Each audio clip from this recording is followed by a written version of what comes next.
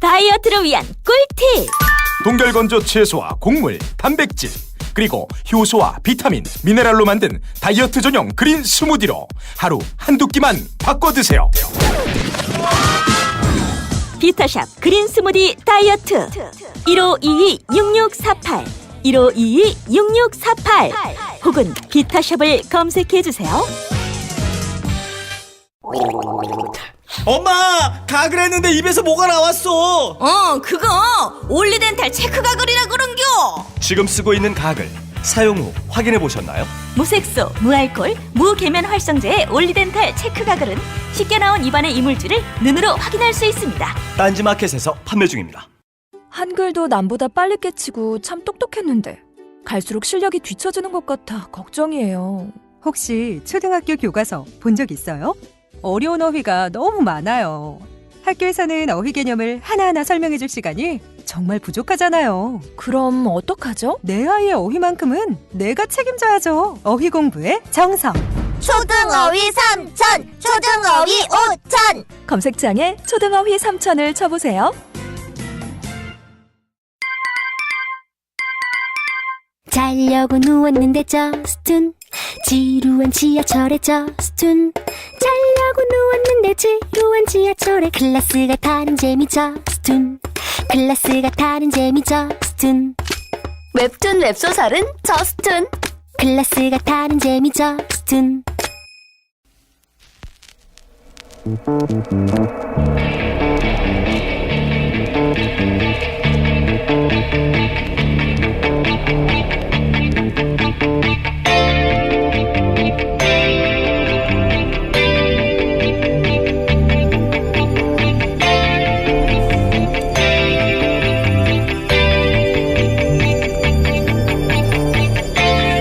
안녕하세요, 김호준입니다.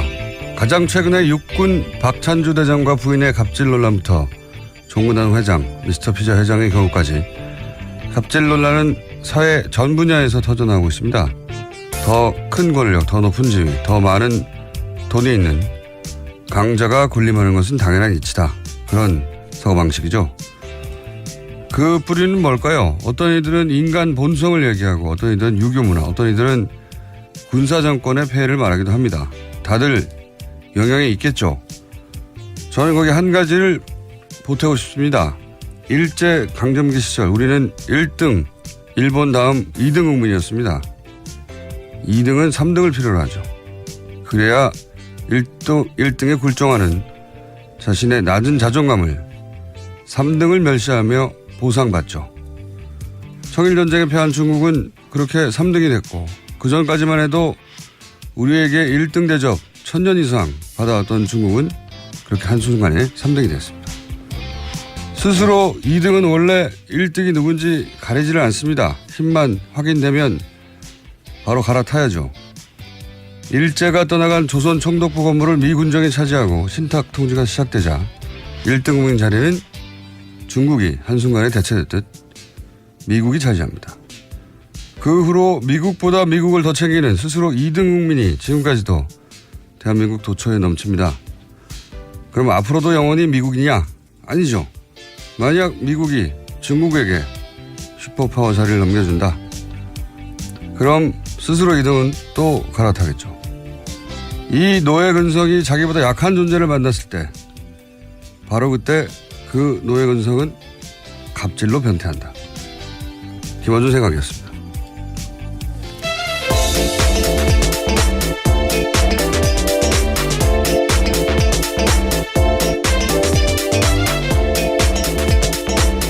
디자인의 김은지입니다. 갑질에 관한 저의 철학적 고찰 어떻습니까? 네, 변태한다란 말이 가장 인상적이었습니다. 자, 뉴스가 많이 쏟아진 하루였는데 우선 다음 주가 바로 이제 이재용 부회장의 재판이라 저희가 이번 주 내내 이재용 부회장 관련 뉴스를 전해드리는데 오늘 또 있죠? 네, 어제까지 이재용 부회장에 대한 피고인 신문이 있었습니다. 이 부회장은 박근혜 전 대통령과의 독대 자리에서 자신의 경영권 승계에 대해 말한 바가 없다고 계속해서 주장했습니다. 또 당시 정유라 씨의 존재 자체를 몰랐다라고 반박했는데요. 다만 2015년 2차 독대에서 승마 지원 미비하니 담당자를 교체하라는 박근혜 전 대통령의 질책을 받은 바 있다라는 사실은 인정했습니다. 거기에 대해서요, 자신이 삼성 관계자들에게 대통령 눈빛이 레이저 같았다라는 표현을 쓴 적이 있다라는 건데요. 그에 대해서는 이렇게 해명했습니다. 이재용 부회장은 아버님께 야단을 맞은 것 빼고는 야단 맞은 기억이 없는데 일단 대통령 단독 면담이었고 실제로 여자분한테 싫은 소리 들은 것도 처음이어서 제가 당황했던 것 같다라고 이야기한 겁니다.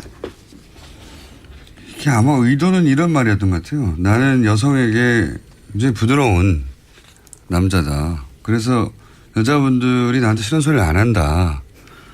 이런 의미로 이런 말을 한 것 같은데, 네. 정반대로 읽히는 거죠. 예. 내 위에 여자는 없다. 갑자기 여기서 왜 여자 남자가 나오는지 모르겠는데요. 좀 왜 레이저라고 했냐, 뭐. 자기 했던 말들에 대한 해명들을 다 준비해서 나온 건데, 어쨌든 이제 그건 지나가는 얘기를 한 것이고, 아마도 본인이 여성에게 인기가 많다고 생각하는 것 같아요. 예, 그래서 이런 말을 한 것 같고요. 정유라 씨를 몰랐다는 게 핵심이죠. 예. 정유라 씨를 알았어야 주고받는 대가성 입증의 중요한 고리가 완성이 되는데 난 누군지 몰랐다. 사실은 이 이야기를 내내 했죠. 박상진 이번 주 내내 박상진 전 삼성전자 사장도 김종 전 차관을 사실은 다 거짓말하는 거라고 비난했단 말이죠. 그 내용의 핵심도 이 정유라 씨를 몰랐다는 거였어요. 네, 정당한 지원이라는 거죠. 승마협회에 대한. 그러니까 정유라 때문에 한 것이 아니라 정유라 존재를 몰랐다. 그렇게 공격할 수밖에 없는 게 김종 전 차관을 주로 공격했는데 박상진 전 삼성전자 사장은 그러니까 이재용 부회장이 공격할 걸 대신 공격한 거죠. 왜냐하면 김종 전 차관이 전해준 말의 내용은 이재용 부회장이 뭐라고 했다는 거였거든요. 그러니까 박상진 이제 삼성전자 사장이 독일에 가면서 박근혜 전 대통령이 이재용 부회장에게 정유라가 올림픽에 갈 수 있도록 지원해달라라는 요청을 했다. 이런 말을 자기는 들었다는 겁니다. 김종 전 차관이 박상진 전 삼성전자 사장에게서. 네, 전해준 말을 들었다라는 거죠. 그렇죠. 그러니까 이재용 부회장이 그 말을 했겠죠. 그러면 둘이 독대를 했으니까 이재용 부회장 그 말이 사실이라면 이재용 부회장이 아니 박근혜 전 대통령 만났는데 정유라가 올림픽 갈 수 있게 지원해달라고 그런다. 이 말을 했다는 거죠. 예. 김종 전 차관의 진술이 사실이라면. 그렇죠. 그리고 김종 전 차관은 또 뭐라고 그랬냐면 박상진 전 사장이 대통령이 정유라가 올림픽에서 탈 수 있는 말을 사주라. 그럼 다 얘기한 거예요. 사실은 김종 전 차관이 들은 거는 정유라 얘기도 나왔고 정유라한테 말을 사주라고 했고 말을 사줘서 올림픽 갈 수 있도록 해주라고 말을 했다는 거죠. 심지어 이후에 말 세탁과 관련된 구체적인 이야기도 했다라는 이야기가 나옵니다. 박상진 사장이요. 이 말은 독대를 한 박근혜 전 대통령으로부터 나올 수밖에 없잖아요. 이 말이 사실이면. 두 사람밖에 없으니까. 그 말을 박상진 전 삼성전자 사장이 이재용 부회장으로부터 듣고 그 중간에서 소위 이제 관리 역할을 하던 김종 전 차관한테 전하는 거죠. 말 사주라고 했어. 정유라 올림픽 보내라고 했어. 나는 그렇게 들었다고 김종 전 차관이 진술을 했어요. 결정적인 진술이죠. 내용상으로 보자면. 그렇죠. 예. 그리고 또 당시 안종범 수석 그 종범실록에 보면 대통령 지시사항이라고 적힌 메모 중에 올림픽 대비해서 말을 구입하라 이런 말이 그 내용이 나온단 말이죠. 그리고 그 메모를 한 날 안종범 수석과 당시 이제 미전실 어제도 얘기 나왔던 삼성의 브레인이죠. 중추 삼성그룹을 총괄하는 미전실 사장이었던 장충기 전 사장하고 통화를 했어요. 이 메모를 적은 날 통화 내용이 있고 앞뒤가 딱딱 맞아 떨어지는 거죠. 김종전. 근데 만약에 이 김종전 차관의 진술이 재판부에 들어지면 이제 뇌물죄 성립에 중요한 고리가 완성되는 거란 말이죠. 근데 둘 중에 한 사람은 거짓말인 거죠. 김종전 차관은 나는 그 말을 들었어 라고 하는 것이고 박상진 삼성전자 전 사장은 그런 말 한 적이 없어 라고 상충되는 진술과 증언이 이제 법정에서 있었던 겁니다. 누구가 거짓말 하느냐 이럴 때는 보통 그 거짓말로 득보는 사람이 있느냐 없느냐. 그렇죠. 이해관계가 어떻게 되는지를 봐야 되겠죠. 그렇죠. 근데 김종전 차관이 이런 말을 들은 적이 없어요. 근데 들은 적이 있다고 해서 자기가 얻는 이득이 있습니까? 자기 형량하고 상관도 없는데. 자기가 그냥 들은 말을 했을 뿐인데. 자기 형량이 줄어들지도 않아요.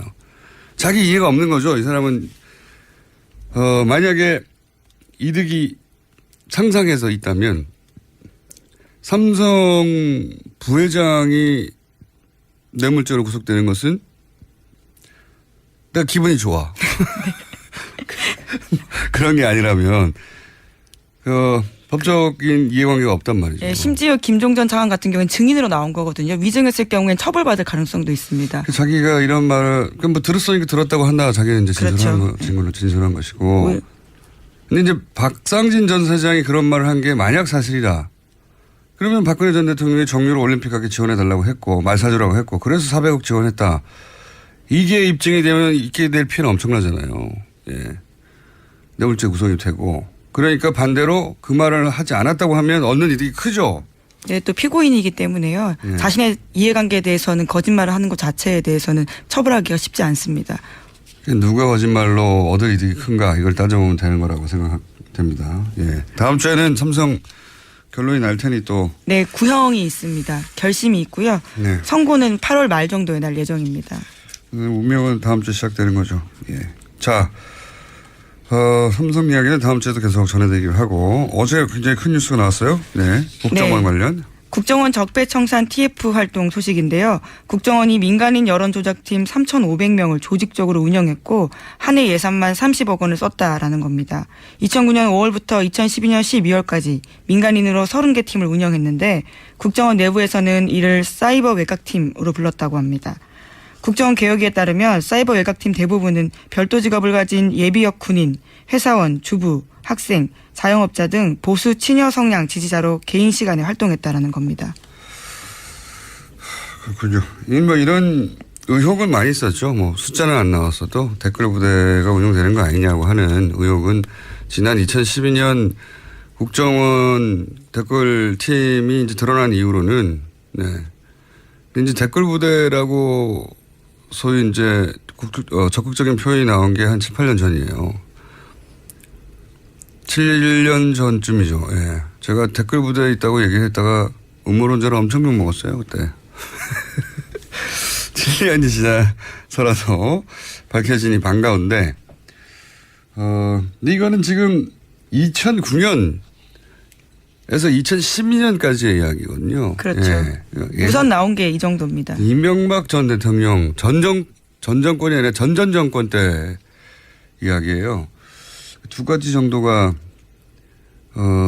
뭐랄까요 짚어볼 볼이라고 생각하는데 3,500명 나왔지 않습니까? 30개 팀 예산 30억. 국정원의 예산에 비하면 예산 30억은 아무것도 아닙니다. 특수활동비가 워낙 크게 책정돼 있죠. 그러니까요. 드러나 있지도 않고요. 저는 이 30개 팀 예산 30억은 전부가 아닐 거라고 보고요. 예를 들어서 이게 말단의 댓글 부대다. 이것만 있었던 게 아닌 걸로 저는 알고 있어요. 예를 들어서 나름 인지도 있는 소위 뭐 논객이라고 하는 보수 그렇게 칭해지는 자칭 타칭 인사들도 이 댓글 부대의 어떤 일원으로 관리가 됐던 걸로 저는 알고 있어요. 종교단체도 있었던 걸로 알고 있고 지금은 그런 얘기는 없지 않습니까? 그 중에 이제 하나가 시발단 소위 사건으로 구속되던 윤 목사이고 그게 한 가지, 이게 다가 아닐 것이다. 이 규모도 그렇고. 국정원이 지금 정권을 다시 연장하기 위해서 시작한 일인데 예산을 30억만 썼다. 이건 저는 뭐 말이 안 된다고 보는데. 지금 나온 건 이만큼이죠. 문서가 나온 게 이만큼이에요. 우선 국정원이 인정한 중간 보고 정도라고 보시면 될 것 같습니다. 그리고 또 한 가지 중요한 것은, 더욱 중요한 것은 대선 때 이제 국정원 댓글 사건이 터졌지 않습니까? 그러면서 직전에 터졌죠. 네, 박근혜 정권 들어서면서 댓글 부대 이제 완전히 해체하고 심리전단도 더 이상 하지 않는다. 그래서 댓글 부대가 없어졌느냐? 댓글 부대는 활동했다고 저는 압니다. 예, 뭐랄까요. 그렇게 보입니다. 뭐 포탈의 댓글도 그랬었고, 각종 커뮤니티도 그랬었던 걸로 저는 사실은 그런 활동을 오랫동안 해왔던 사람은 금방 눈치챌 만큼 눈에 띄는 활동들이 있었거든요. 근데 이제 차이는 과거처럼 국정원 내부 심리 전단, 내부 직원이 직접 댓글 부대를 하는 게 아니라 다른 방식으로 했을 것이다. 똑같은 방식으로 바보도 아니고 했겠어요? 그래서 오랫동안 어떤 방식으로 했을까? 이게 가능할까?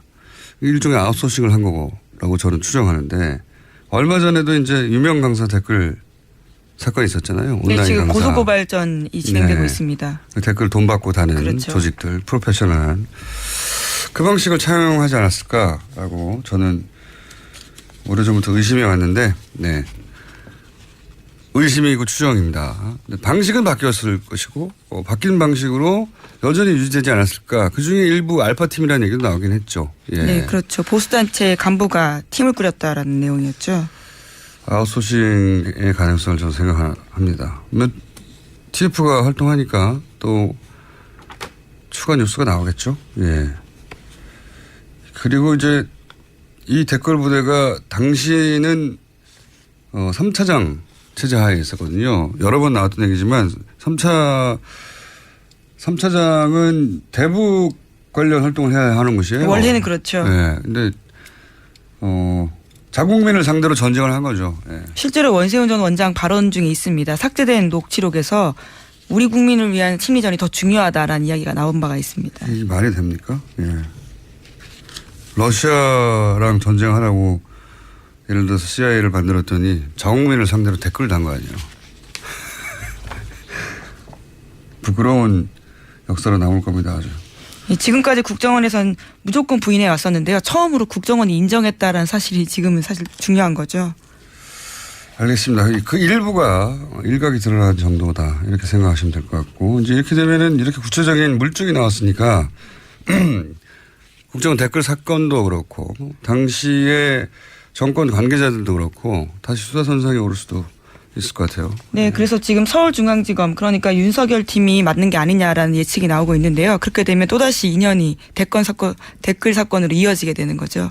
윤석열, 최동욱, 예, 상징적인 두 분이 이 일로 운명이 바뀌었었죠. 예, 다시 한번 운명이 바뀔까요? 어쨌든 윤석열 지금 정확하게 서울중앙지검장입니다. 지검장이라고 해야 되죠. 예. 네, 윤석열 지검장은 만감이 교차할 것 같습니다. 운명이라고 생각할 수도 있을 것 같고요. 그러니까요. 댓글과는 내 인생 뭐 이런 느낌. 자, 그런 큰 사건이 터졌고요. 앞으로 후속 뉴스들이 많이 나올 것 같습니다. 다음 뉴스는요? 네, 어제 안철수 전 후보가 국민의당 대표 출마 선언을 했습니다. 당의 생존을 위해서 출사표를 던졌다라는 건데요. 하지만 안 전 대표의 당권 도전에 대해서 제보 조작 사건으로 사과회견한 지 22일 만이기 때문에 비판이 나오고 있습니다. 당장 당 내에서 의원 12명이 반대 성명 냈습니다. 참 이해하기 쉽지 않은. 모든 것을 내려놓고 깊은 반성과 성찰을 하겠다 하고 22일 만에 깊은 반성과 성찰이 끝난 거잖아요. 예. 그리고 지금 그 당에서는 뭐 혁신위원회다, 뭐 그리고 대선 평가위인가요? 뭐 이런. 네, 그런 단이 있었습니다. 그렇죠. 대선이 끝난 다음에 외부 인사들이 이제 제3의 눈으로 객관적으로 당을 어떻게 혁신할 것인지. 네, 김태일 교수 등이 하셨죠. 네, 그리고 대선 결과를 어떻게 받아들여서 뭐 이런 활동들이 있거든요. 왜냐하면 그 정당에게 5년마다 한 번씩 돌아오는 대선은 굉장히 큰 정치 행사이고 그걸 기점으로 당이 새로 태어나기도 하고 그런 계기가 되는 것인데 이제 지금 이렇게 다시 당시 대선 후보가 등장하면 대선 후보가 당대표가 됐는데 그때 그것은 잘못됐다고 대놓고 말하기도 어렵고 이게 그 위원회도 활동이 중단된다고 봐야 할 것 같은데 사실상 모든 게 좀 부자연스러워요. 이게 20일 만에 나오는 것도 그렇고. 어제 본인은 이렇게 출마의 변을 밝혔는데요. 안중근 의사의 심정으로 당을 살리겠다. 극중 노선을 강조하면서요. 또 국민의당이 무너지면 양당 기득권 정치가 빠르게 부활할 거다. 이야기도 했습니다. 극중. 이건 뭐 처음 나온 말이란 말이죠. 맞는 말인데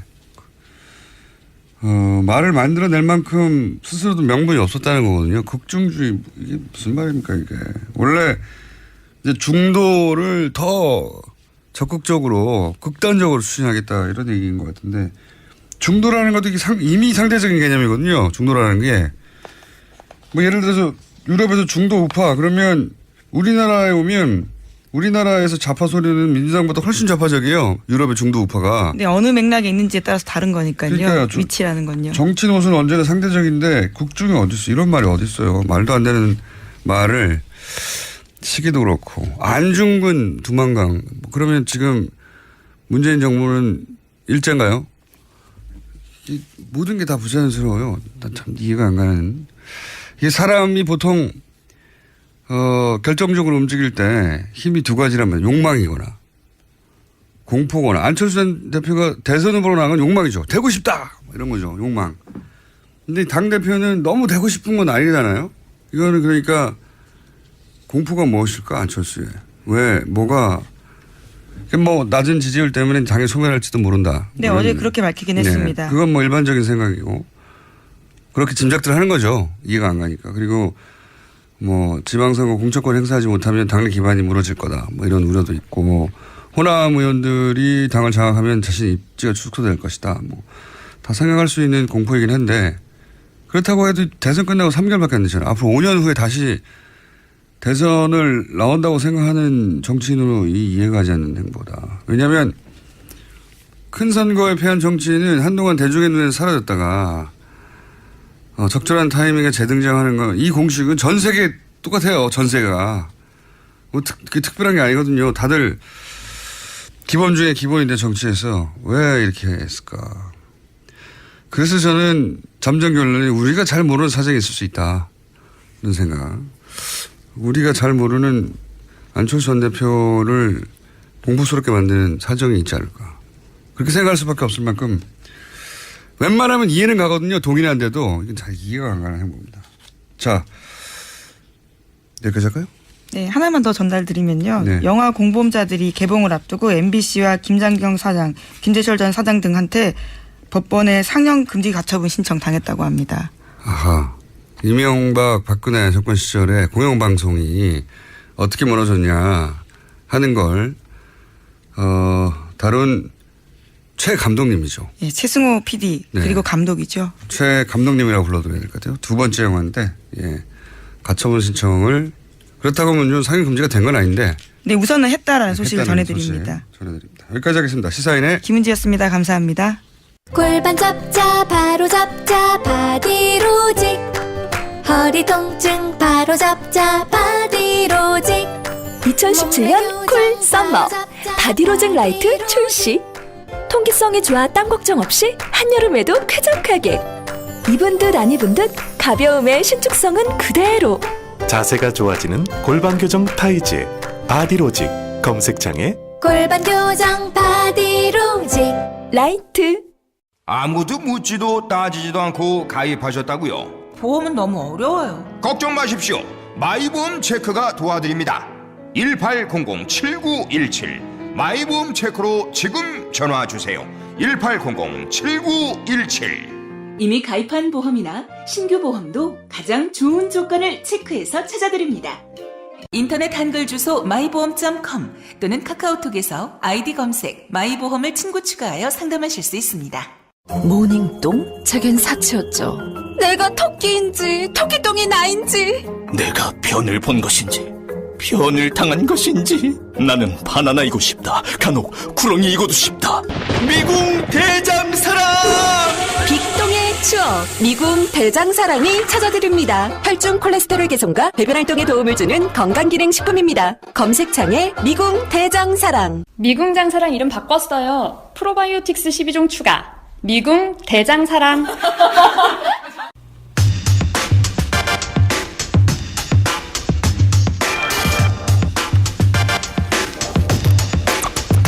최순실은 구속됐는데 최순실 예산은 집행됐다.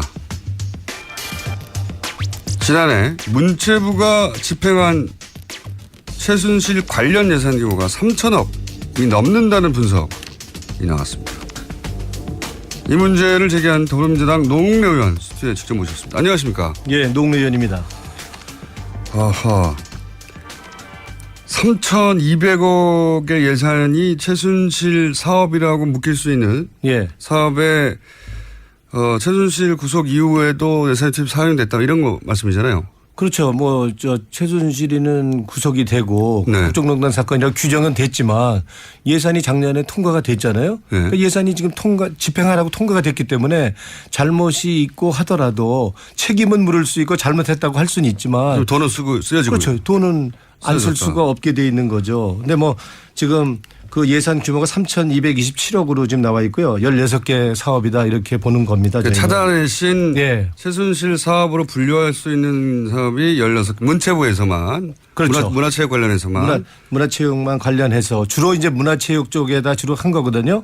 그래서 이제 뭐 그렇다고 예산에 뭐 꼬리표가 달린 건 아니죠. 뭐 박근혜 최순실 예산이다 국정농단 예산에 꼬리표가 달린 건 없죠. 그렇게 없지만 이것이 그러면 최순실 예산이라고 골라낸 기준이 뭡니까? 그럼 최순실 예산과 이제 최순실과 직간접적으로 관련된 국정농단 예산이라고 우리가 볼 수 있는 거 이렇게 골라낸 게 3,227억이요. 1억이고요.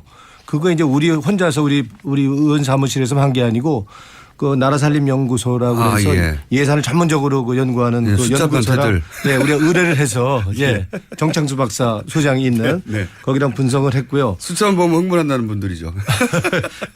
일단은 지금까지는 이 결산에 대해 결산은 사실상 우리가 주로 예산 주로 심의 위주로 했고 결산은 그냥 대충 요식행위식으로 통과의례식으로 해왔던 게 국회 관행이었어요. 2010년에 예산이 아니라 예산이 어떻게 쓰여졌냐는 결산서를 분석한 겁니까? 그렇죠. 예산을 그러니까 하나하나 어떻게 집행됐는지 그걸 들여다본 거죠. 국가 예산 결산서라고 그러면 뭐 100장, 200장 아닐 것 같은데요. 이거 엄청 많죠. 수천 장이죠.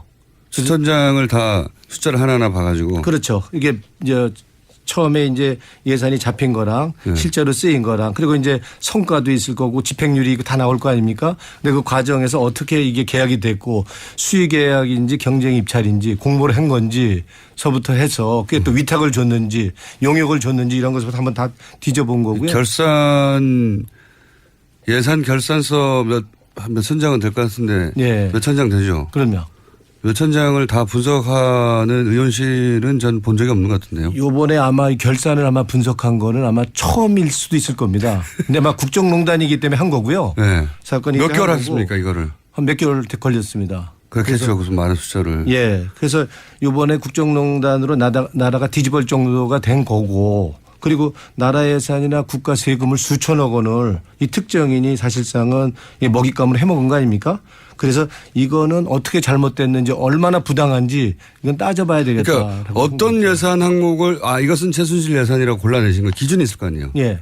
어떤 기준으로 하신 거예요? 일단은 이제 그 예산이 뭐 부당하거나 잘못 집행되고 그리고 공정이 지금 이렇게 진척이 안 되는 예산 가운데 근본적으로 너무 지나치게 이건 아무리 봐도 타당성도 안 되고 이건 누가 봐도 이건 말도 안 되는 예산인데 이게 집 예산이 잡혔고 집행이 됐다 그런다면 그걸 이제 역으로 쫓아가 본 거죠. 그래서 왜 이게 잡혔냐 그러면 기본적으로 그 관리들이 공무원들이 그거에 대해 대답을 할 수가 없는 거죠. 그래서 이제 그런 과정에서 감사원도 조사를 했고 특검도 조사를 했지 않습니까?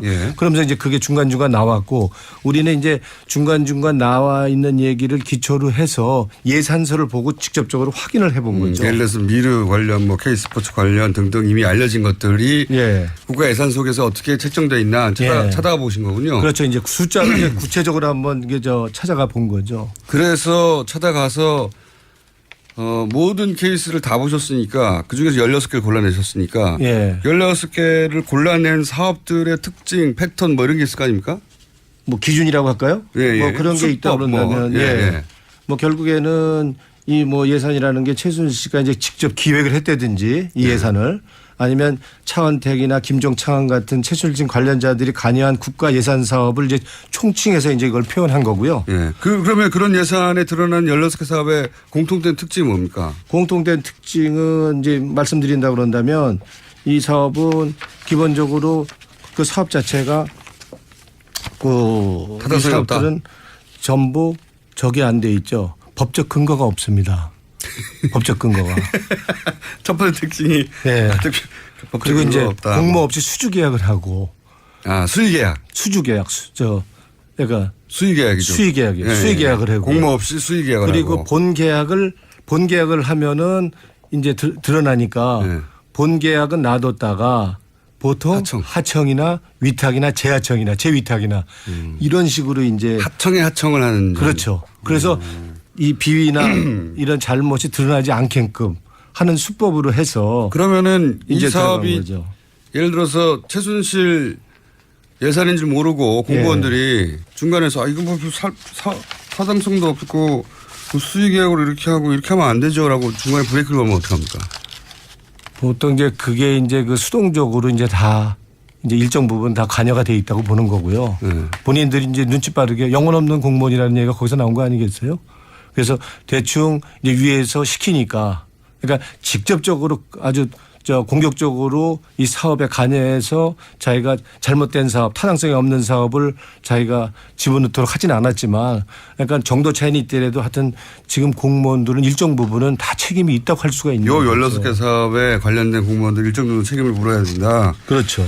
근데 하고 싶지 않다까지는 아니어도 좀 그렇게 급한지를 몰라서 이렇게 천천히 진행된다. 네. 뭐 이런 수도 있지 않습니까? 그럼 뭐 청와대에서 연락한다든가 최순실 씨로부터 연락한다든가 아니면 그들이 알아들을 수 있는 뭐 메시지가 가나요? 근데 지금 일단은 이제 작년에 이제 이렇게 이제 국정농단 예산이 최순실이가 움직여서 뭐 실제로는 최순실이가 움직이기보다는 사실상 이 큰 틀에서 보면은 박근혜 대통령 지시사항이죠. 그렇죠. 박근혜 대통령이 총감독을 한 거고요.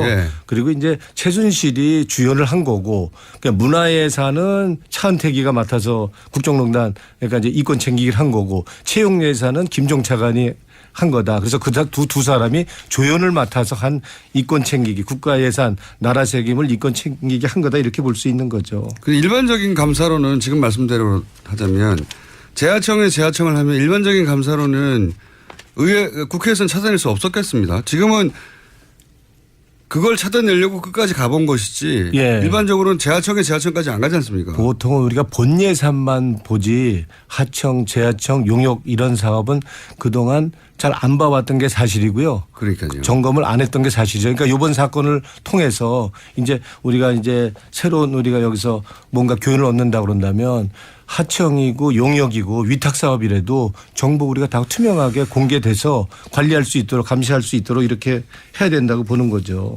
재하청까지 이번에 확인했더니 그 끝에 가면 그럼 그 재하청 회사들은 최순실과 관련이 있거나 아니면은 예를 들어서 최순실 씨 저희도 몇 번 다뤘는데 그 수법 중에 하나가 새로운 회사를 갑자기 만들거든요. 그렇죠. 그래가지고 재하청 어딘가에 쑥 끼워 넣거든요. 그런데 그 회사가 새로 만들어졌는데도 불구하고 덜썩 계약이 돼요. 그렇죠. 그런 패턴인데 확인이 됐나요? 그런 것도? 그렇죠. 확인이 됐죠. 그러니까 이제 보통은 본 계약이 안 들어가고 하청이나 위탁이나 이렇게 들어간단 말이에요. 그러려면 신생 기업을 이렇게 만들어서 그 기업이 그 위탁이나 이제 용역을 따도록 그렇게 유도하는 수법으로 이제 그 사업을 따내는 거죠. 그러니까 K나 미르가 앞에 나오고 그 다음에는 새로운 회사가 밑에 나온다든가. 그렇죠. 그래서 본 계약에는 없고 하청 기업이나 위탁 기업, 용역 국가 예산이 어떻게 집행되는지 잘 아는 사람들이 한 거네요. 그렇죠. 그러니까 치밀하게 준비했다고 볼 수 있고요. 이게 나쁜 행동을 했지만 아주 교묘한 진짜 머리가 비상한 사람들의 아주 그 거대한 이건 국정농단 프로젝트라고 할 수 있는 거죠. 그러니까 국가 예산이 그 돈이 최종적으로 어디로 흘러가는지 모른 채 꽂히면 그게 흘러가지고 최순실 씨의 주머니로 안정적으로 지속적으로 흘러가도록 만드는 구조를 만들려고 했다. 이렇게 보면 됩니까? 그렇죠. 그러니까 이제 신생기업 만들어서 하청이나 재하청 주고 재위탁까지 하는 수법을 해서 이제 국민 세금 나라 예산 이제 교묘하게 다 빼먹은 거라 할 수 있는 거 아닙니까? 그러면 16개 사업 중에 예를 들어서 규모가 가장 큰 거는 구체적으로 어떤 사업입니까? 뭐 지금 16개 사업이 되고 국정농단 예산 최순실 관련 예산이 3,227억이라고 말씀드렸는데 사실상 이거는 빙산의 일각이죠. 깃털 일수만 있을 수라고 할 수 있습니다. 그러니까 이게 전부라. 근데 이제 16개 밝혀진 것 중에 제일 큰 규모는 여기서 이제 우리가 얘기한다 그러는데 그 문화창조융합벨트 사업이 대표적으로 이제 큰 사업이라고 할 수 있죠. 문화창조. 예. 차은택 씨가 했던. 그렇죠. 예. 아까 말씀드렸지만 16개 사업들이 공통적으로 공모 없이 수의 계약하고 예산 집행 세부 현황을 공개하지 않고 타당성 조사 근거 조작하고 사업 타당성 결여됐고 이런 건 공통적인 이런 저거고요. 근데 이거는 문화체육 예산만 국한했기 때문에 최순실의 국정농단 예산은 다른 부처까지 다 안 되면 엄청난 규모겠죠. 근데 이제 문화체육벨트는 얼마나 됩니까? 예, 거기 합친다 그런다면 이제 아까 말씀드린 3,227억인 거고요.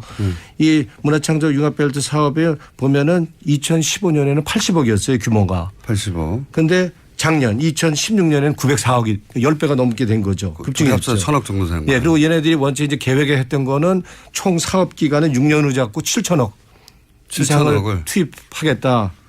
이제 문화창조융합벨트 사업에만 이렇게 하던 엄청난 거대한 프로젝트였던 거죠. 이 사업도 말씀하신 공통점 법적 근거가 없습니까? 법적 근거 없습니다. 그래서 이게 법적 근거가 없기 때문에 법적 근거가 없을 때 법적 근거를 만들려고 했죠.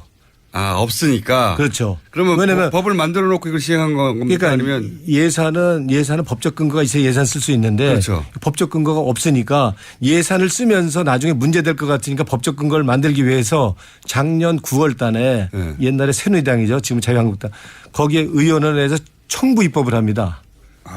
청부 입법. 그러니까 말씀하신 대로 대부분 법적 근거가 없는 사업인데 공통점은. 네. 근데 이제 나중에 문제가 될 것 같으니까 예산을 먼저 배정하고. 쓰고 그리고 계속 나서 쓰고. 계속 쓰면서 법적 근거는 나중에 누군가를 시켜서 법안을 발의했다.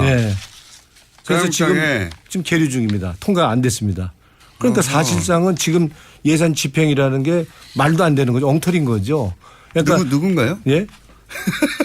누구냐고요? 청부 입법. 이응되는 의원인데요. 이거는 그냥 우리 홈페이지에 우리 국회 입법부 홈페이지에 들어가서 우리 이렇게 찾으면은 바로 나올 수 있을 겁니다. 이 예산 관련해서. 이응이요?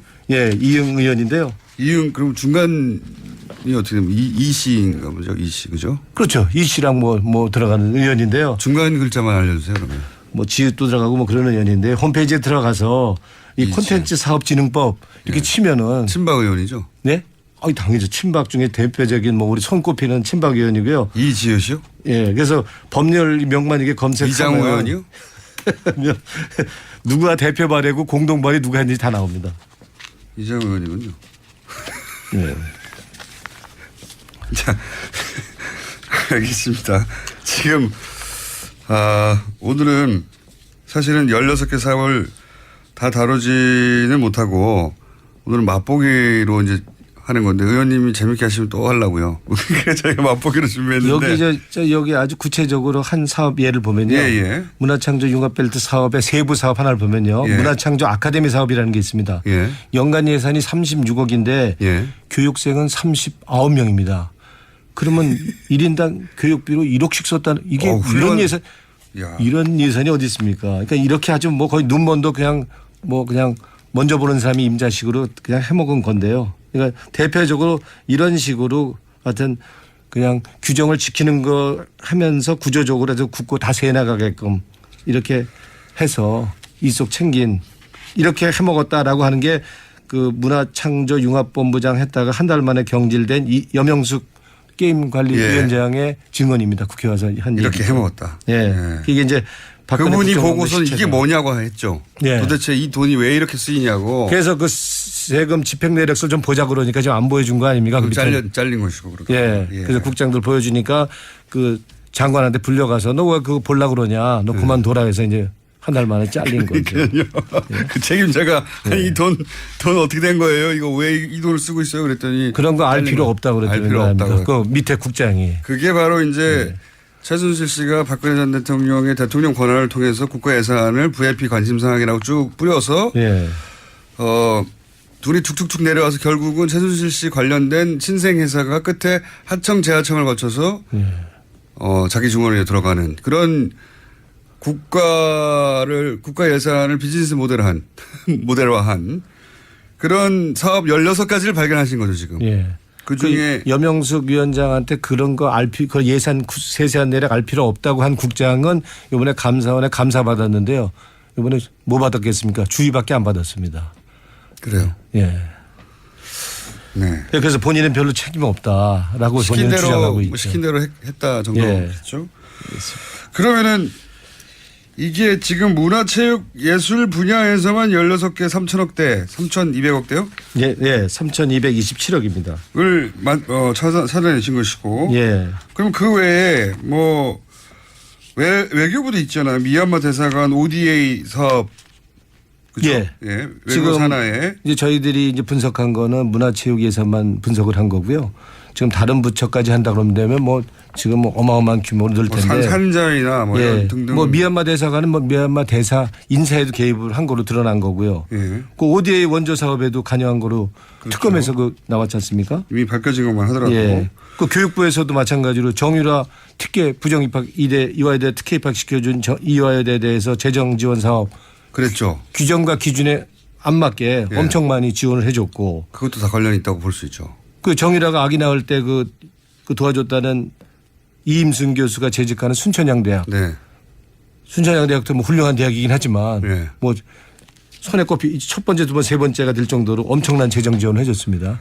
이것도 그 근거를 밝히기 어려운. 예. 나라돈을 막 마음껏 쓴 거군요. 예. 이것도 역시 최순실 관련 사업이 전부채 걸쳐 이뤄졌다는 하에 뭐 단적인 예 중에 하나라고 할 수 있겠죠. 오늘은 여기까지 하고요.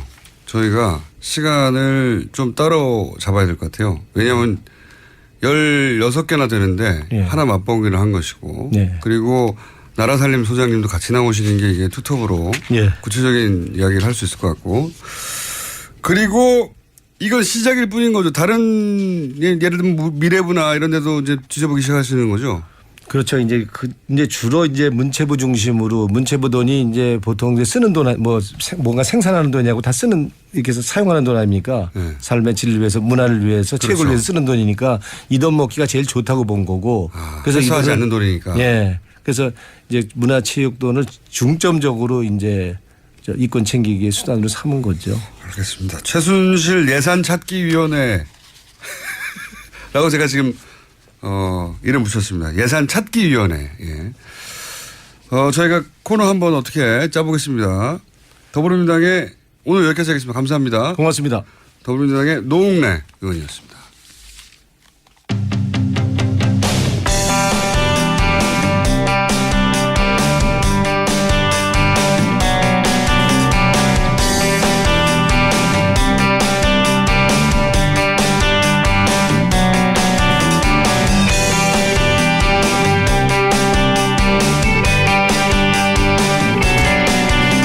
자, 뉴스공장 탈원전 재생에너지 최근에 관심 가지고 있죠 저희가. 그래서 오늘은 이런 주제를 마련했습니다. 직접 사업을 하시는 분을 모셔보자. 태양광 관련해서 재생에너지 태양광 활용한 클라우드 펀딩 100만 불이면 10억이에요. 100만 불을 모금한 요크의 장성윤 대표 스튜디오에 모셨습니다. 안녕하세요. 안녕하세요. 100만 불을 모은 분의 목소리로는 자, 장승현 대표님 저희가 앞에 노웅래 의원하고 시간이 좀 길어져가지고 시간이 짧아 몇 분 없는데 하다가 재밌으면 3분 또 할게요. 그냥 좀 이어서 너무 걱정하지 마세요. 네. 제가 약간 요약해서 설명드리면 원래 미술을 전공하신 분인데 네, 디자인 그렇죠? 전공했습니다. 그리고 이제 유학을 가신 거죠? 네. 유학을 갔다가 학교를 졸업하고 창업을 하려고 한 거죠? 네. 그런데 이제 당연히 미술을 전공했으니까 디자인 회사를 처음 했죠? 네. 근데 망했죠? 아니요. 망하지 망하진 않았습니다. 그렇게 잘 되진 않았죠?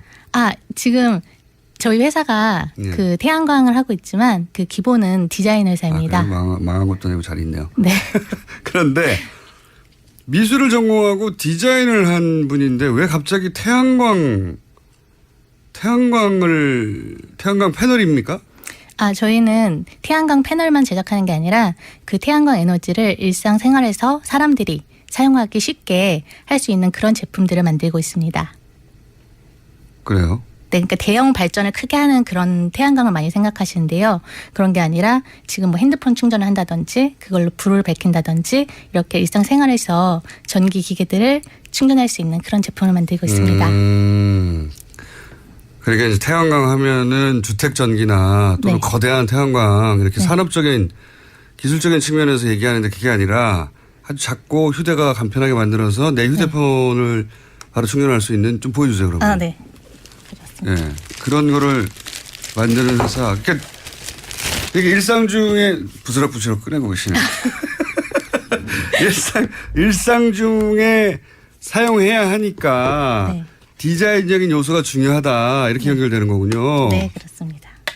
한번 줘보세요. 네. 어머나 예쁘네요. 이 이름이 뭡니까? 아, 솔라 페이퍼라고 합니다. 아, 종이처럼 얇다고. 아, 그렇죠. 역시. 아하. 이게 이제 요즘 말하는 그 휴대폰보다 약간 커요. 약간 큰데 패널을 자석으로 붙이게 돼 있네요. 네.